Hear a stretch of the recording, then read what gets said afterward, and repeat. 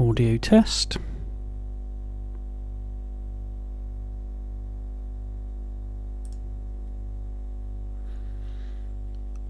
Okay, there's quite a lot of noise on that. Let's turn the gain down a little bit.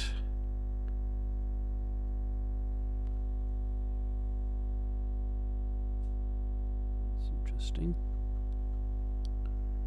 The noise level is independent of the gain. That doesn't seem right. So we'll turn that right off. I've still got noise.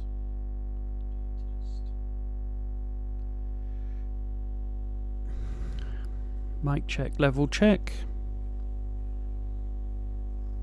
Okay, there's quite a lot of noise on that. Let's turn the gain down a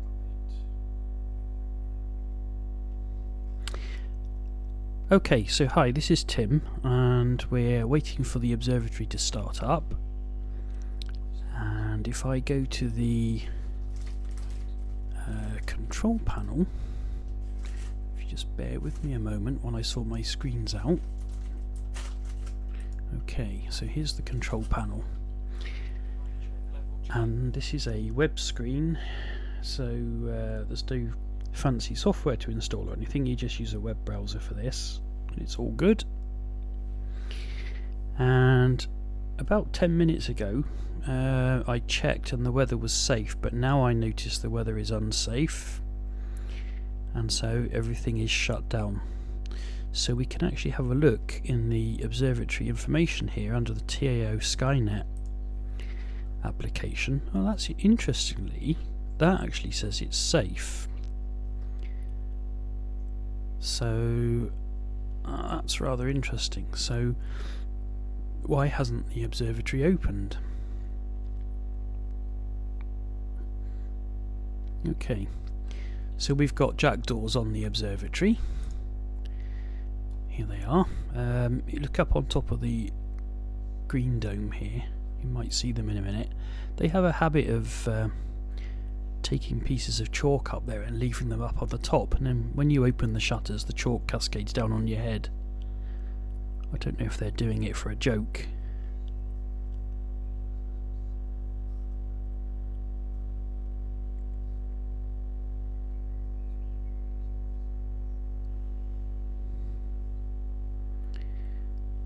They're not there now. Okay, so as you can see, we've got a slight breeze here on the weather station. That pole really looks crooked on the video, but it's actually not. It's actually vertical. Yeah, so it looks like we've got a southerly, roughly southerly breeze. Not too heavy, judging by the movement of the trees here. So it should be a reasonably stable night. There's a bit of high cloud. This might be noctilucent cloud later. But right now it's a bit of high cirrus. And what else can we see? I think maybe I'm going to force the observatory to open at this point because I want the temperature to equalise. So what we can do here is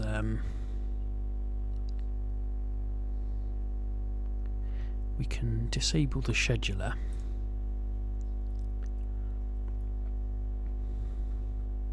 And wait for it to be disabled here.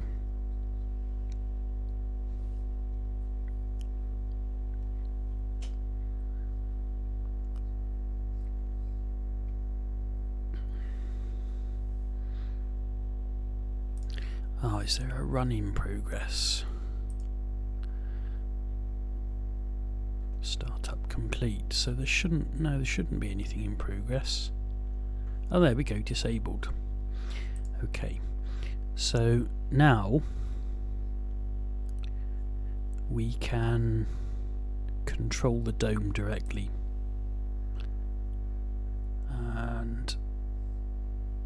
or I thought we could.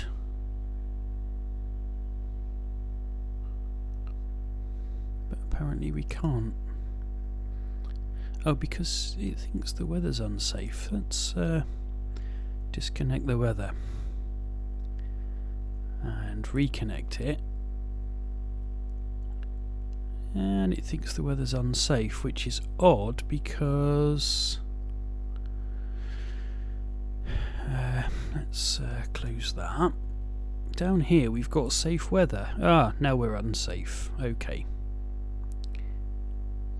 So what we can do is disconnect the weather and force the shutter to open. If we look on the left screen here, we should see the shutter opening. Let's go into the inside of the observatory. No, so what's happened here is that the whatever connects to the weather is really persistent, and it's seeing that the weather's unsafe and preventing us from opening the dome. So what I'm going to do now is I'm going to take over the observatory in a more direct way, which is I'm kind of going outside the automation systems here and going in through a back door.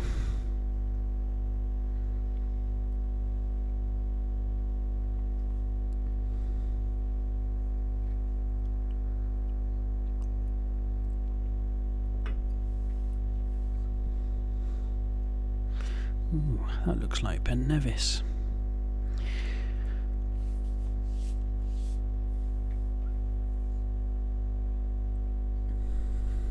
Okay, so at this point we will switch to the weather safety system. There it is. So we've got 50% cloud cover, it thinks, but I think that's an over-enthusiastic characterization, so I'm going to override that and declare the weather safe. Okay, and so now, there, we've gone white here, so now we can force the shutter open. And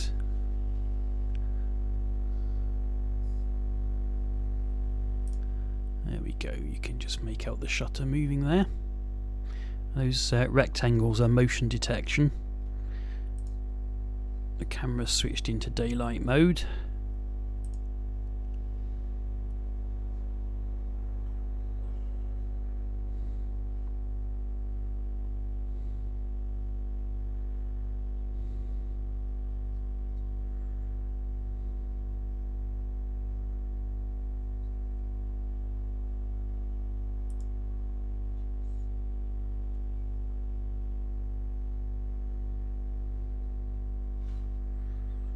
Okay, there we are, shutter open, and now the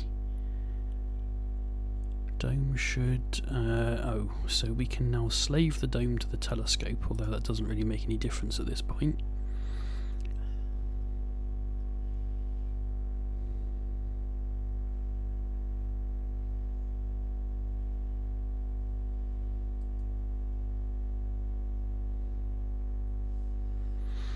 And around it goes.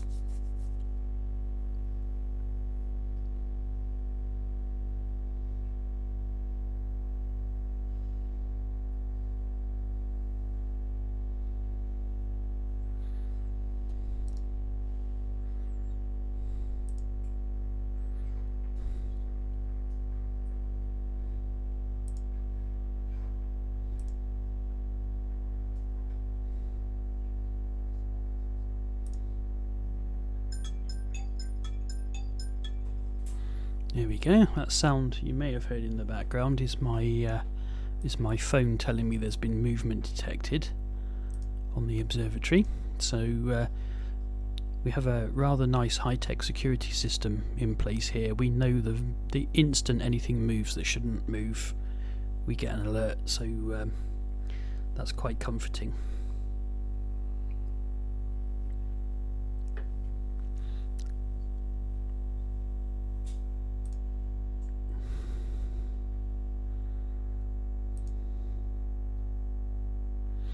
So we're hovering around 50% cloud cover here. We've forced the status to safe by manual override, and So I'm confident it's going to be clear and dry tonight. I've looked at the weather forecast quite carefully. And now I'm going to re-enable the scheduler.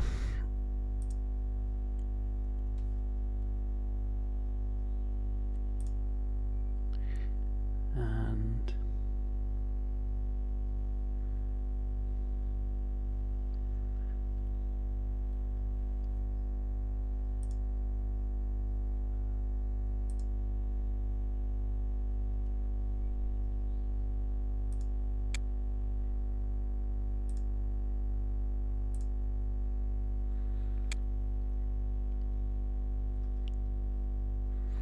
there's the lid opening.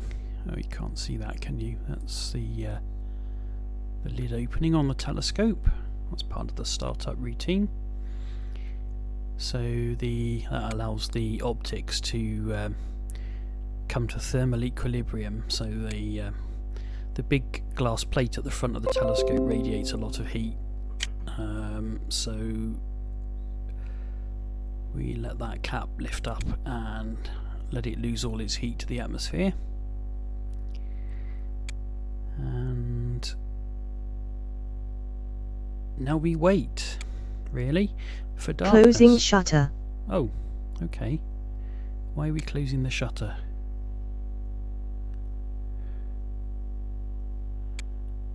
I don't know why we're closing the shutter. I think the scheduler remembers the weather state for about 15 to 20 minutes, and that's the reason for that is to stop it opening and closing every time there's a raindrop.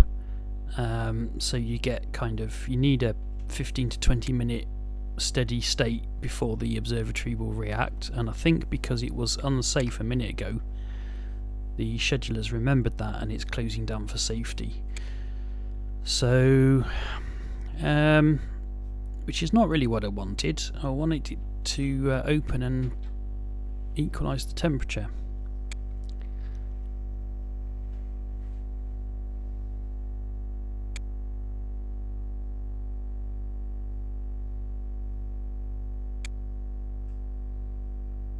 I think it's because the scheduler works on a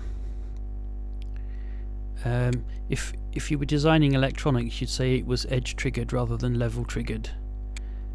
So it waits for a certain time of day, the time of day being 1 hour before sunset, before it opens the shutter. And if you go past that time and the weather's bad, then when the weather becomes good later, it then doesn't open the shutter until it actually needs to observe something, which means you lose that opportunity to equalise the temperatures. So that's a bit. That's a. If Bob sees this, Bob, that's a possible improvement with the scheduler. There is to make it level triggered instead of edge triggered, in terms of opening the shutter for the cool down phase. And so let's have a look at the outlook for this evening.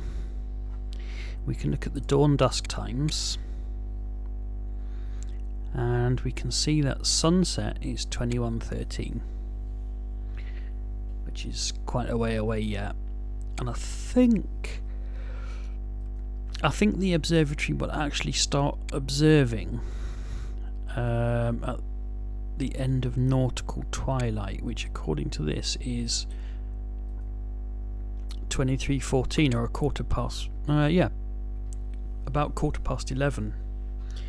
So it's only 8:30 now. So it's possible it might start at. I can't remember whether it starts observing at the end of civil twilight or the end of nautical twilight. I know it's not. It might even be amateur twilight, but I can't remember.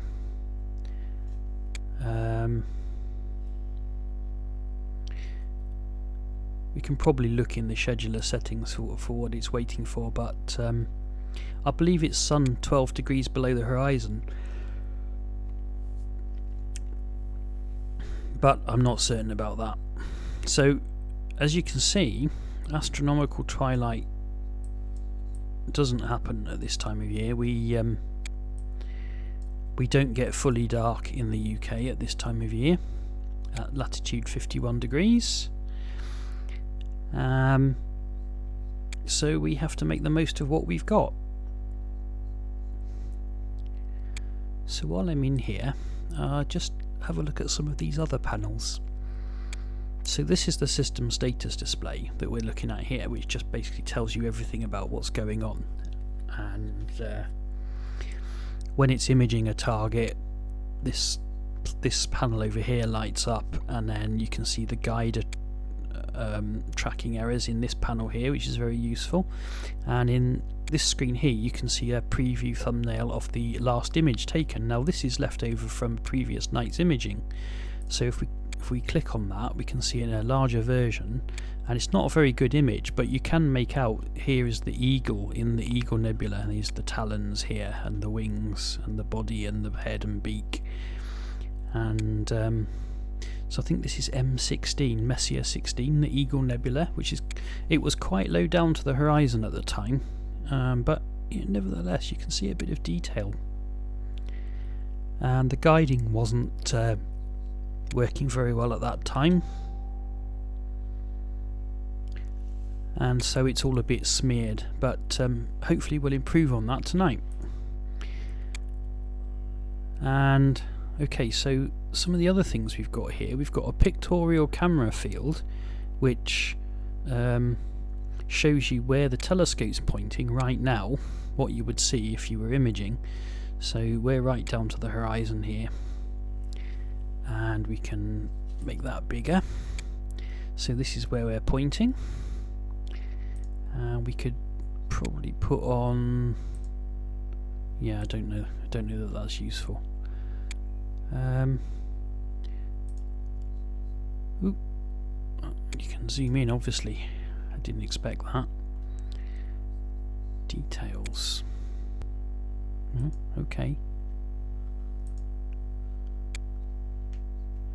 Alright, so we have a page on the instrumentation which tells you all about the instruments we've got at TAO. So our Schmidt-Cassegrain telescope is 305mm aperture, or 12 inches, with a focal length of 3048mm, giving us a nominal focal ratio of about f10. Now on a Cassegrain telescope the focal ratio does change with focus, so we're actually running closer to f11, I believe, because of our long imaging train. And so we're running a SBIG STXL6303 camera with the FW8G self-guiding filter wheel and the adaptive optics, the AOX unit. So our current cooler temperature is -35°C, and so our field of view is about 31 arc minutes, which is about half a degree, by 0.6 by 20 arc minutes, which is a third of a degree roughly, which is, it's kind of not quite big enough to fit the full moon on. I've taken moon images and it does crop some of the moon out. So these are our filters. We've got luminance, which is infrared and UV blocking. We've got red, green and blue, which are just, well, they are obvious what they are. The clear filter is just a piece of clear glass, and we actually never use that filter, so I might replace that at some point with another narrowband filter. Hydrogen alpha, oxygen 3 and sulfur 2 for doing narrowband imaging. And then that's information about the guider, and we have a instrument rotator from Gemini Telescope Design, and my company Tigra Astronomy produced both the firmware and the ASCOM driver for that device. also for the focuser because it's the same device. And the Digital Domeworks Observatory Dome that we are using, we also provided the ASCOM driver for. And okay, so that's our instrumentation. You can see our location map here.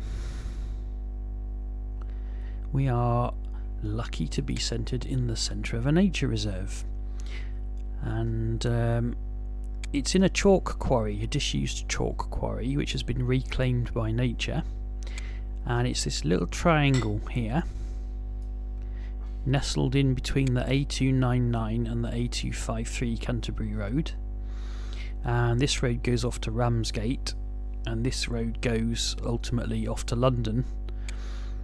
And so you can see the chalk cliffs here. So this part is the quarry, and this part up here is part that wasn't quarried. So that's woodland up there. And down in the observatory itself, there's here is the big observatory. Now this is an old picture, and TAO's not on it. So this is the Thanet Observatory and the warm room there, and TAO nestles just in that space there. And down here there's a nice pond which doesn't show up very well in this image. It was nearly dry at the time. I believe it's just there. But when the water table rises significantly, the pond comes out to about this size, so it gets a lot bigger. In fact, as a joke, when I first took over running of Thanet Observatory, there was on the edge of the warm room here there was a lifebelt with a sign that says "just in case," that somebody put there as a joke.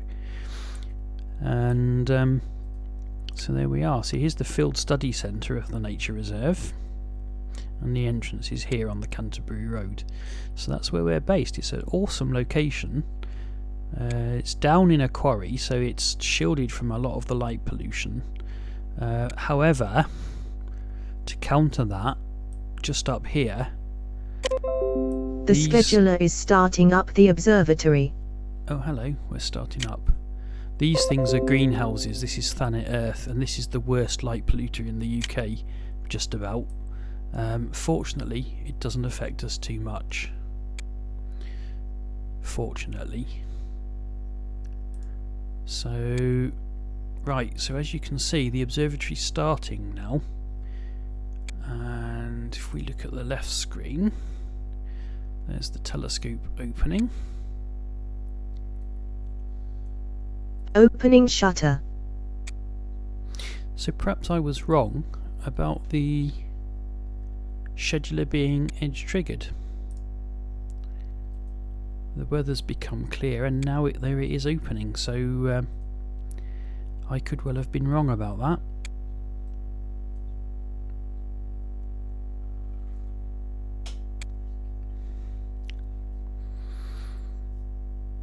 But shutter opening nicely. It's an up and over shutter on the Digital Domeworks, the Technical Innovations home dome, and this is the windlass here that winds the cables that pull the shutter open. It's an ingenious system. It's just a little bit under engineered. There we go, the dome is rotating around.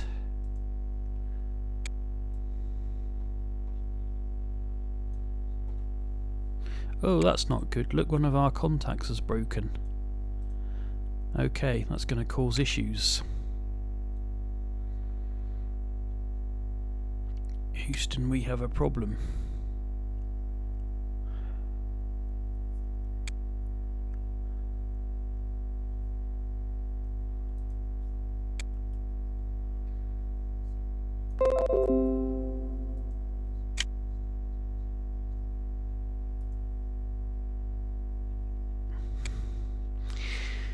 That may mean the observatory is unable to close if there's a weather event, so I'm not expecting any weather tonight. I'm expecting it to be clear all night into tomorrow, In fact, we've got on the observatory screen here, we have a weather forecast section, so we can check that. And oh, look at that. No precipitation forecast for tonight, but we do look like we're going to get some cloud a little bit later. Let's just click on that and get the full version up.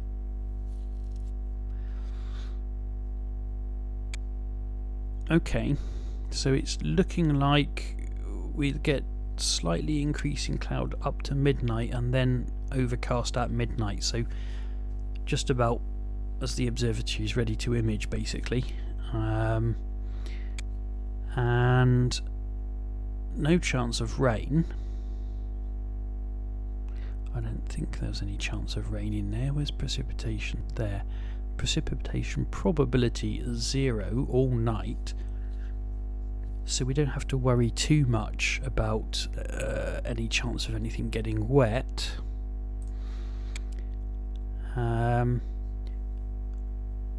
Tomorrow we're starting to get chance of thunderstorms here, and we're expecting very heavy rain Monday and Tuesday. So as you can see, there's heavy rain forecast here. Let's have another look at the detailed forecast for Yoo-hoo. I did click. Okay, right. So Monday, yeah, we've got heavy rain forecast here with a probability of 40%, and we have severe thunderstorms forecast. We have our Met Office yellow warning in place, but it actually, according to Clear Outside, doesn't look too bad. And here's a great imaging opportunity here, and after this rain's come through and then everything's cleared, that the sky could well be clear then. So that will be good. And let's centre on midday, otherwise I find this confusing. So this is Monday into Monday evening. Here comes the rain Monday evening. And Tuesday, yeah, here we go. So here's that heavy rain Tuesday morning, and then by Wednesday I think we're done with it. Yeah, 0 chance. So it looks like Monday night into Tuesday morning is our time to be worried. Monday morning, anything? Not really. Just looking like sort of 9 o'clock Monday night. Okay.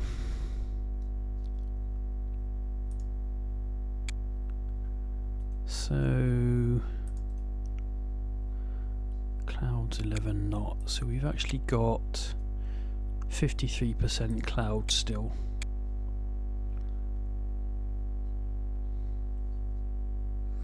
So I'm looking out my window. It's been clear blue skies all day. It's high level cloud. There is a bit of haze on the horizon, so I sometimes feel that this cloud cover estimate is a bit overzealous, and so I actually allow imaging with up to 30% cloud cover.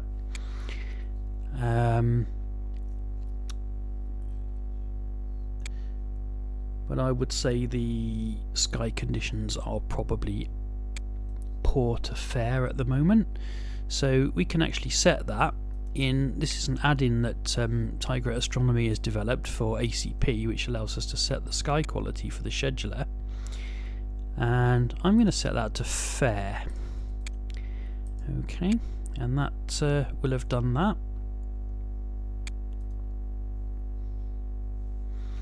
So where did we get to? Location we covered, weather forecast we've covered. Skynet is our own weather safety monitoring system that we've developed in-house, and it consists of this application,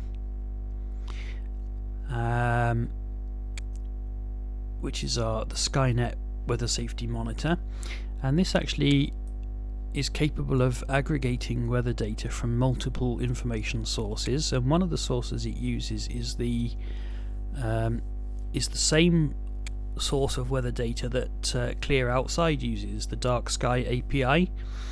And so the readings you see here are actually coming from the internet. Now we also have a piece of hardware which is in development, which currently isn't in operation, and it's a device which plugs into the network and is powered with power over Ethernet, and this provides local readings including sky temperature, which gives you a direct indication of how clear the sky is, and whether or not there's been any rain. It will also measure ambient, but because it's not there, it's just repeating the temperature from below here, 15.38, rounded up to 15.4 here.